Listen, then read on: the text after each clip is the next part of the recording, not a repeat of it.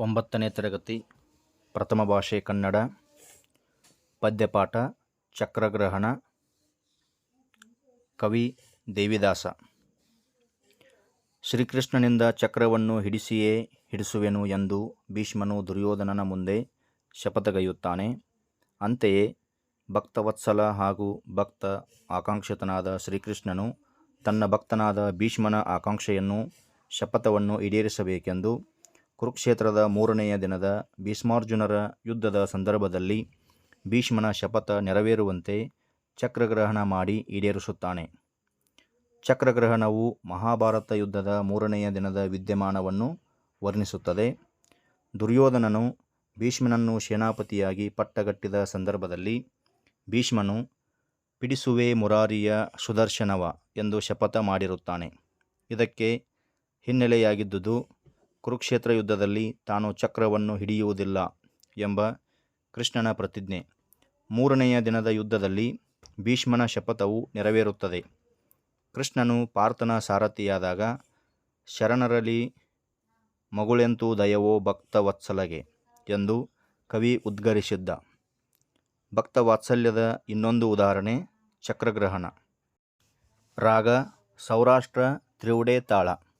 ಅರಸ ಕೇಳ್ ಈ ತೆರದೊಳಿರೆ ಕಲಿ ನರನು 3ನೇ ದಿನದಿ ಗಂಗಾ ತರಳಗಿದಿರಾಗುತ್ತಾ ಶರಯುಗ ಧರಿಸುತ್ತೆಂದ. ವೈಶಂಪಾಯನನು ಜನಮೇಜಯ ಅರಸನೇ ಕೇಳು, ಈ ರೀತಿಯಲ್ಲಿ ವೀರನು ಇರಲು ಅಂದರೆ ಅರ್ಜುನ 3ನೆಯ ದಿನದಂದು ಭೀಷ್ಮನಿಗೆ ಎದುರಾಗುತ್ತಾ ಜೋಡು ಬಾಣವನ್ನು ಧರಿಸುತ್ತಾ ಹೀಗೆ ಎಂದನು. ಹರಿಯೇ ಕೇಳ್, ಈ ದಿನದಿ ನಮ್ಮಯ ಹಿರಿಯರುಳು ಸಂಗ್ರಾಮ ದೊರಕಿತು. ಸರಳಿನಿಂದ ವಂದಿಸುವೆ ವೀರ್ಯವ ಪರಕಿಶನುತ. ಕೃಷ್ಣನೇ ಕೇಳು, ಈ ದಿನ ನಮ್ಮ ಹಿರಿಯರೊಡನೆ ಅಂದರೆ ಭೀಷ್ಮರೊಡನೆ ಸಂಗ್ರಾಮ ಮಾಡುವ ಅವಕಾಶ ದೊರಕಿತು.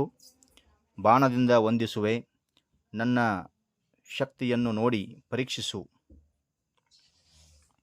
ಎನ್ನುತ್ತ ಗಾಂಡೀವದಲ್ಲಿ ಪಾರ್ಥನು ಶರವ ಸಂಧಾನಿಸುತ್ತಾ ಹಿರಿಯರ ಚರಣವಂದನೆಯನುತ ಬಿಡಲ ಶರಗಳೆರಡು. ಗಾಂಡೀವ ಅಂದರೆ ಅರ್ಜುನನ ಬಿಲ್ಲು. ಗಾಂಡೀವದಲ್ಲಿ ಪಾರ್ಥನು ಬಾಣವನ್ನು ಸಂಧಾನಿಸುತ್ತಾ ಅಂದರೆ ಹೂಡುತ್ತಾ ಭೀಷ್ಮರ ಚರಣಗಳಿಗೆ ವಂದನೆಗಳು ಎನ್ನುತ್ತಾ ಬಿಡಲು ಆ ಜೋಡಿ ಬಾಣಗಳು 2 ಬಂದು ಭೀಷ್ಮನ ಚರಣದೆಡೆಯಲ್ಲಿ ವಂದನೆಯ ಗೈಯುತ್ತಾ ಬೀಳಲು, ಬಂದು ಭೀಷ್ಮನ ಪಾದದ ಜಾಗದಲ್ಲಿ ವಂದನೆ ಮಾಡುತ್ತಾ ವಂದಿಸುತ್ತಾ ಬೀಳಲು. ರಾಗ ಕೇದಾರಗೌಳ ಜಂಪೆ ತಾಳ. ಕಂಡು ಗಂಗಾಜಾತನು ಹರುಷವನುಗೊಂಡು ಶರವಿಷಯೇ ನರನು ತಂಡದ ಶರಣದಲ್ಲಿ ಖಂಡಿಸುತ್ತ ಲಂದುರ್ಷಿರ್ದನು ನಗುತ್ತಲಿ. ಅದನ್ನು ಕಂಡು ಗಂಗಾಜಾತನು ಅಂದರೆ ಗಂಗೆಯಿಂದ ಜನಿಸಿದವನು ಭೀಷ್ಮ ಹರುಷಗೊಂಡು ಬಾಣ ಪ್ರಯೋಗಿಸಲು ನರನು ಅಂದರೆ ಅರ್ಜುನನು ತಂಡದಲ್ಲಿ ಬಾಣಗಳನ್ನು ಚೂರು ಚೂರು ಮಾಡುತ್ತಾ ಕತ್ತರಿಸುತ್ತಾ ಹೀಗೆ ಹೇಳಿದನು ನಗುತ್ತಾ. ರಾಗ ಶಂಕರಾಭರಣ ಮಟ್ಟೆ ತಾಳ. ತಂದೆ ಎಳೆದ ದಿವಸದಿಂದ ನಮ್ಮ ರಕ್ಷಿಸಿ, ಇಂದು ಕುರುನೃಪಗೆ ಸಹಾಯದಿಂದ ಗರ್ಜಿಸಿ, ಬಂದು ಪಸುಳರೊಡಗೆ ಕಾದುವುದು ವಿವೇಕವೇ, ಕಂದರುಭಯ ಪಕ್ಷದಲ್ಲಿ ನಿಮಗೆ ಭೇದವೇ. ಪಾಂಡುರಾಜ ತಂದೆ ಪಾಂಡುರಾಜ ಅವರು ಮರಣಗೊಂಡ ದಿವಸದಿಂದ ನಮ್ಮನ್ನು ರಕ್ಷಿಸುತ್ತಾ ಇಂದು ಕುರುನೃಪ ಅಂದರೆ ದುರ್ಯೋಧನನಿಗೆ ಸಹಾಯ ಮಾಡುತ್ತಾ ಕುರುಕ್ಷೇತ್ರದಲ್ಲಿ ಗರ್ಜಿಸುತ್ತಾ ಬಂದು ಹಸುಳೆಯರೊಡನೆ ಅಂದರೆ ಮಕ್ಕಳಾದ ಪಾಂಡವರೊಡನೆ ಹೋರಾಡುವುದು ವಿವೇಕವೇ. ಕಂದರುಗಳಾದ ಅಂದರೆ ಮಕ್ಕಳಾದ ಉಭಯ ಪಕ್ಷ 2 ಪಕ್ಷ ಕೌರವ ಮತ್ತು ಪಾಂಡವರು ನಿಮಗೆ ಭೇದವೇ. ಕೌರವ ಪಾಂಡವ ಉಭಯಗಳಾದ ಮಕ್ಕಳಲ್ಲಿ ನೀವು ಇಂದು ಭೇದ ಮಾಡುವುದು ಸರಿಯೇ, ಇದು ವಿವೇಕವೇ ಎನ್ನಲು ಪೇಳ್ದ ಬಾಲಭಾಷೆಯಾಡಬೇಡವೋ ಎನಗೆ ನಿಮ್ಮೊಳೈದೆ ಹಿರಿದು ದಯೆವೋ ದುಗುಡವೋ ಎನ್ನುವುದ ಅಬುಜನಾಭ ಬಲ್ಲನೆ ಏತಕ ನುಡಿ. ತ್ರಿನಯನಿತ್ತ ಶರವ ತೆಗೆದು ಎನ್ನ ಮೇಲೊಡಿ ಎನ್ನಲು ಭೀಷ್ಮ ಹೇಳಿದ. ಬಾಲಭಾಷೆ ಅಂದರೆ ಮಕ್ಕಳ ಆಟದ ಮಾತು. ಆಡಬೇಡವೋ ನಿಮ್ಮೊಳು ಅಂದರೆ ಪಾಂಡವರಲ್ಲಿ, ನಿಮ್ಮ ಪಕ್ಷದಲ್ಲಿ 5 ಜನ ಪಾಂಡವರು ನನಗೆ ಮುಖ್ಯ. ನಿಮ್ಮ ಕುರಿತು ನನ್ನ ಗಮನ ಹಿರಿದಾಗಿ ದಯವೋ ದುಗುಡವೋ ಎನ್ನುವುದನ್ನು ಕೃಷ್ಣನು ತಿಳಿದಿರುವನು. ಏತಕ್ಕೆ ನಿನ್ನ ಆ ನುಡಿಗಳು?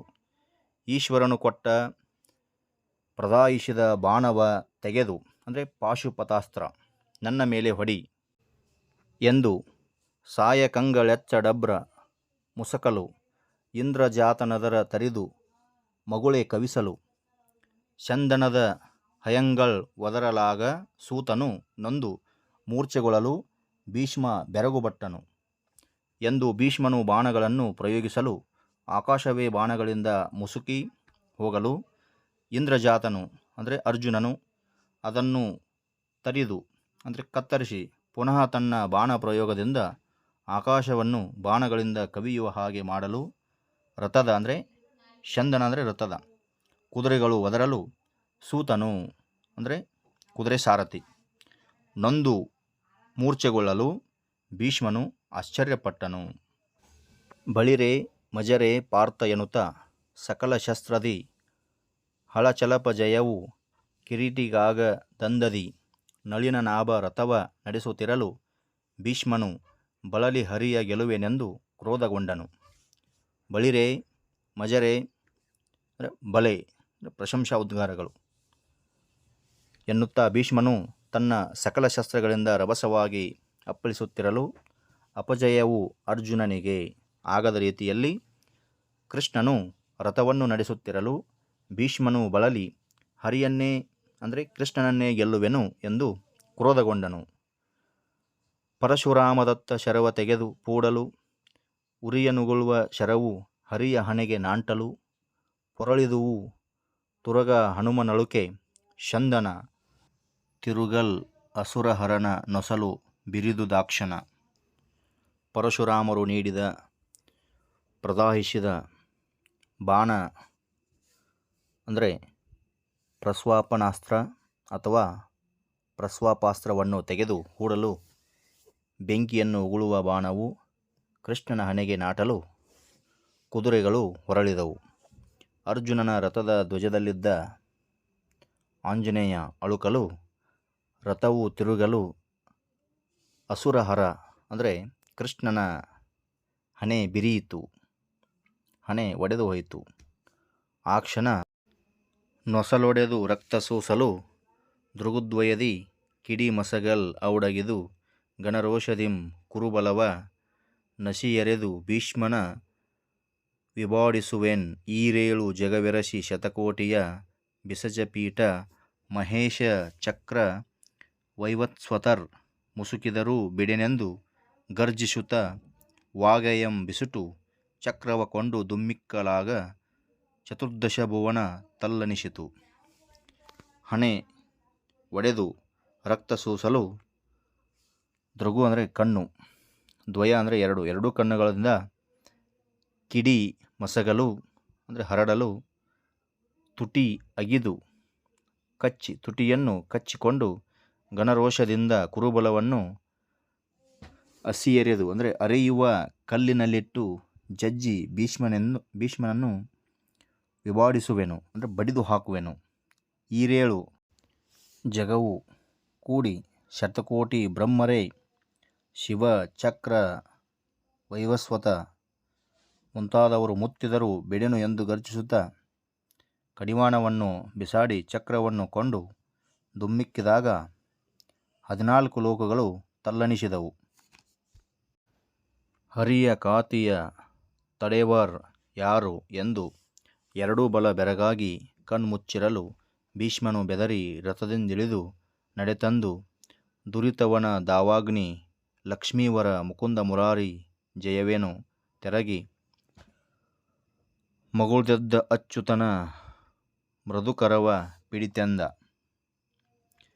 ಹರಿಯ ಕೋಪವನ್ನು ತಡೆಯುವವರು ಯಾರು ಎಂದು ಎರಡೂ ಸೈನ್ಯ ಬೆರಗಾಗಿ ಕಣ್ಣು ಮುಚ್ಚಿರಲು ಭೀಷ್ಮನು ಬೆದರಿ ರಥದಿಂದ ಇಳಿದು ನಡೆದು ಕೃಷ್ಣನ ಬಳಿಗೆ ಬಂದು ಪಾಪಿಗಳಿಗೆ ಕಾಡ್ಗಿಚ್ಚು, ಯಾದವನೇ ಲಕ್ಷ್ಮೀವರನೇ ಎನ್ನುತ್ತಾ ಎರಗಿ ಮತ್ತೆ ಪುನಃ ಅಚ್ಯುತನ ಮೃದು ಕೈಯನ್ನು ಹಿಡಿದು ಎಂದನು. ರಾಗ ಮಧುಮಾಧವಿ ಏಕತಾಳ. ಶ್ರೀ ಮನೋಹರ ಸ್ವಾಮಿ ಪರಾಕು ಪ್ರೇಮದೋಳ್ ಎನ್ನಯ ಮಾತ ಲಾಲಿಸಬೇಕು. ಶ್ರೀ ಮನೋಹರ ಸ್ವಾಮಿ ಪರಾಕು ಪ್ರೇಮದಿಂದ ನನ್ನ ಮಾತು ಕೇಳಬೇಕು. ಎನ್ನಯ ಕಂಠವನ್ ಇರಿಯಲು ಚಕ್ರವ ಚಿನ್ಮಯ ಕೈಯಲ್ಲಿ ಪಿಡಿದೆಯಾ. ಚೆನ್ನಾಯ್ತು ಸೇವಕ ಜಯವ ಪಾಲಿಸಿ ಲೋಕವನ್ನು ರಕ್ಷಿಪದೇವ ಮಹಾನುಭಾವ ಶ್ರೀ ಮನೋಹರ. ನನ್ನ ಕುತ್ತಿಗೆಯನ್ನು ಇರಿಯಲು ಸುದರ್ಶನ ಚಕ್ರವನ್ನು ಚಿನ್ಮಯನೇ ಕೈಯಲ್ಲಿ ಹಿಡಿದಿರುವೆಯಾ. ಚೆನ್ನಾಗಿದೆ ಸೇವಕನಿಗೆ ಜಯವನ್ನು ದಯಪಾಲಿಸಿ ಲೋಕವನ್ನು ರಕ್ಷಿಸುವ ದೇವ ಮಹಾನುಭಾವನೇ. ಇಲ್ಲಿ ಭೀಷ್ಮನ ಸೇವಕನಿಗೆ ಜಯವನ್ನು ದಯಪಾಲಿಸಿ ಎಂಬ ಮಾತುಗಳಲ್ಲಿ ಭಗವಂತನಾದ ಶ್ರೀಕೃಷ್ಣ ಭಕ್ತವತ್ಸಲ ಹಾಗೂ ಭಕ್ತಾಕಾಂಕ್ಷಿತ ಎಂಬ ಭಾವ ವೇದ್ಯವಾಗಿದೆ. ಇಂದಿರೇಶನೇ, ನಾನು ಇವರ ಜಗಳವನ್ನು ನಿಂದು ಈಕ್ಷಿಸಲಾರೆ, ತಿಳಿದು ಕಣ್ಣಾರೆ ಎಂದಾದರೀ ಕಾಯ ಎರವಿನೊಡನೆಯೇ ಜೀಯ ಹಿಂದೆ ಪೋಗಲಿ ತೀರ್ಚು ಚಕ್ರವನೆಚ್ಚು. ಶ್ರೀ ಮನೋಹರ ಕೃಷ್ಣನೇ, ನಾನು ಇವರ ಜಗಳವನ್ನು ತಿಳಿದು ನಿಂತು ಕಣ್ಣಾರೆ ನೋಡಲಾರೆ ಎಂದಾದರೂ ಈ ದೇಹ ಬಾಡಿಗೆ ವಸ್ತು ಸ್ವಾಮಿ. ಹಿಂದೆ ತೀರಿ ಹೋಗಲಿ ನಿನ್ನ ಸುದರ್ಶನ ಚಕ್ರವನ್ನು ಪ್ರಯೋಗಿಸು. ಎನಗೆ ನಗೆಯು ಬಂತು ನಿನ್ನ ಕಂಡಿಂತು ತೃಣವ ಮುರಿಯುವುದಕ್ಕೆ ಕೊಡಲಿಯೂ ಬೇಕೆ. ಘನವಾಯಿತು ಚಕ್ರವ ಕಳುಹಿಸೆನ್ನಯ ರೋಮವನ್ನು ಕಡಿದರೆ ನಾನು ಶರಣನೇ ನಿನಗೆ. ಶ್ರೀ ಮನೋಹರ ನನಗೆ ನಗೆಯು ಬಂತು ನಿನ್ನನ್ನು ಈ ರೀತಿಯಲ್ಲಿ ನೋಡಿ. ಹುಲ್ಲನ್ನು ಮುರಿಯುವುದಕ್ಕೆ ಕೊಡಲಿಯೂ ಬೇಕೆ. ದೊಡ್ಡದೇ ಆಯಿತು ಚಕ್ರವ ಕಳುಹಿಸು. ನನ್ನ ರೋಮವನ್ನು ಕಡಿದರೆ ನಾನು ನಿನಗೆ ಶರಣಾದಂತೆಯೇ. ಕುತ್ತಿಗೆಯನ್ನೇ ಕತ್ತರಿಸಬೇಕೆಂದೇನಿಲ್ಲ, ರೋಮವನ್ನು ಕತ್ತರಿಸಿದರೂ ನಾನು ನಿನಗೆ ಶರಣಾದಂತೆ ಎಂಬ ಭಾವವಿದೆ ಎನ್ನಲು ಕಿರುನಗೆಗೂಡಿ ಚಕ್ರವ ಧನುಜದಲ್ಲನ ಮುಚ್ಚಿ ವರಶ್ಯಂ ಧನವನೇರಿ ಕಿರೀಟಿಗೆ ಅಭಯವನ್ ಈಯಲ್ ಅಚ್ಯುತನ ಹಣೆಯ ರಕುತವನ್ ಒರೆಸಲಿ ಈ ಪರಿ ರಣದಿ ಸಂದುದು ದಿವಸ 9ನೆಯ ನಿಶಿಯಲಿ ಭೀಷ್ಮನು ರುಬೆಗೆ ಯಮಜ ಚಿಂತಿಸಿದ ಎನ್ನಲು ಕಿರುನಗೆ ಕೂಡಿ ಸುದರ್ಶನ ಚಕ್ರವನ್ನು ಕೃಷ್ಣ ಮುಚ್ಚಿ ಶ್ರೇಷ್ಠ ರಥವನ್ನು ಏರಿ ಅರ್ಜುನನಿಗೆ ಅಭಯವನ್ನು ನೀಡಲು ಅಚ್ಯುತನ ಹಣೆಯ ರಕುತವನ್ನು ಒರೆಸಲು ಈ ಪರಿ ರಣದಲ್ಲಿ ಅವಕಾಶ ಸಿಕ್ಕಿತು. ದಿವಸದ 9ರ ತಡರಾತ್ರಿಯಲ್ಲಿ ಭೀಷ್ಮನ ರಭಸ ಆರ್ಭಟಕ್ಕೆ ಎಂದು ಧರ್ಮರಾಯ ಚಿಂತಿಸಿದ. ಆರ್ಭಟದಿಂದ ಕೃಷ್ಣನ ಹಣೆಯ ರಕ್ತ ಒರೆಸಲು ಅವಕಾಶವೇ ಆಗುತ್ತಿರಲಿಲ್ಲ. ಈ 3ನೇ ದಿವಸದ 9ರ ತಡ ರಾತ್ರಿಯಲ್ಲಿ ಯುದ್ಧ ಮುಗಿದ ಮೇಲೆ ಕೃಷ್ಣನ ಹಣೆಯ ರಕ್ತ ಒರೆಸಲು ಅವಕಾಶ ಆಯಿತು ಎಂದು ಧರ್ಮರಾಯ ಚಿಂತಿಸಿದ. ಇಲ್ಲಿ ಧರ್ಮರಾಯನಿಗೆ ಶ್ರೀಕೃಷ್ಣನ ಬಗ್ಗೆ ಇರುವ ಸೇವಾಹಂಬಲ, ಕಾಳಜಿ, ಅಸ್ಮಿತೆಗಳನ್ನು ಕಾಣಬಹುದು. ಹಾಗೆಯೇ ಧರ್ಮರಾಯನು ಶ್ರೀಕೃಷ್ಣನಿಗೆ ಗಾಯಗೊಂಡ ತತ್ಕಾಲದಲ್ಲಿ ಹಾಗೂ ತತ್ಕ್ಷಣದಲ್ಲಿ ಸೇವೆ ಮಾಡಲಾಗಲಿಲ್ಲವಲ್ಲ ಎಂಬ ಅವನಲ್ಲಿನ ಅಂತರಾಳದ ನೋವು, ಬೇಸರ, ದುಃಖ, ಖೇದ ಭಾವಗಳನ್ನು ಕಾಣಬಹುದು. ಶುಶ್ರೂಷೆ ಮಾಡಲು ಆ 3ನೇ ದಿನದ 9ರ ತಡರಾತ್ರಿಯ ವಿಳಂಬದ ಅವಕಾಶಕ್ಕೆ ಧರ್ಮರಾಯ ಚಿಂತಿಸುವ ಅಪರಾಧ ಪ್ರಜ್ಞೆಯನ್ನು ನಾವು ಕಾಣಬಹುದಾಗಿದೆ.